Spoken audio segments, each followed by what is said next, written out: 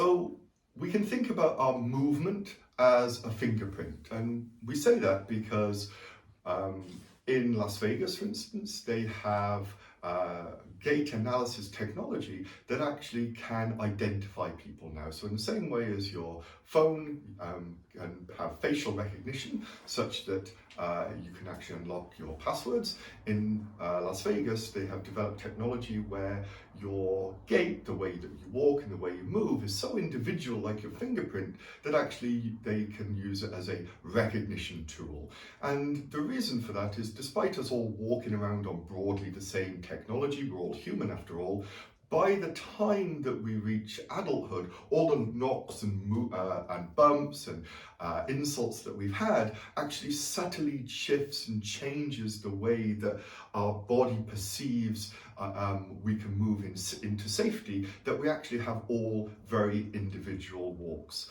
And that's completely normal, that's absolutely fine. But the thing that's most important, and the thing that we invite patients to understand, is really in gait, there are only two rules that are absolutely set in stone.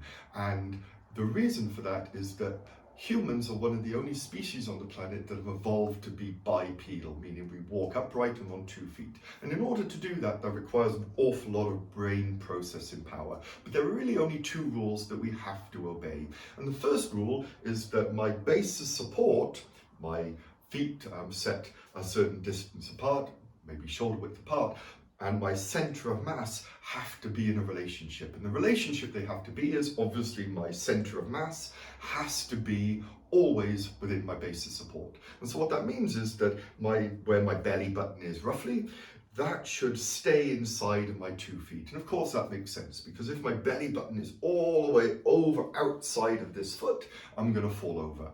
So that's the first rule. My base of support has to stay, my center of mass, forgive me, has to stay inside my base of support. And the other rule that we preferentially like to obey is that my eyes like to be looking on the horizon, so my brain likes it like that.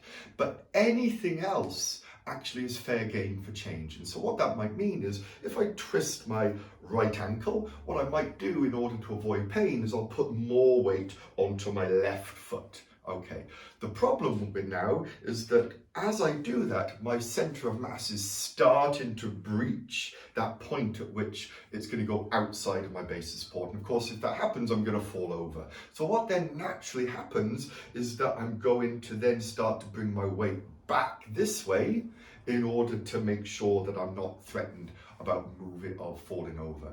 And of course, so what that means is I'm going to put more weight now into my SI joint, into my back on the right hand side. So very often what we'll find is that if someone actually has a problem with their right ankle originally, they may have developed a problem in their right SI joint, or in fact, because I'm like this, the left side of their neck. And so when we use the force plate, we're looking at how you've actually manipulated your weight around a threat, because it's going to give us some clues about where you're compensating and overusing.